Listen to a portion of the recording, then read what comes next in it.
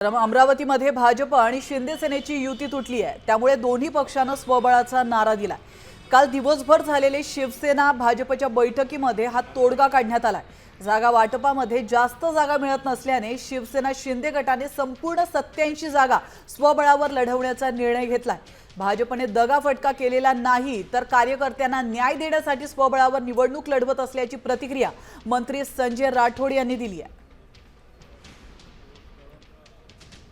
अजिबात दगाफटका म्हणता येणार नाही। ही मी सुरुवातीलाच बोललो की ही कार्यकर्त्याची निवडणूक आहे।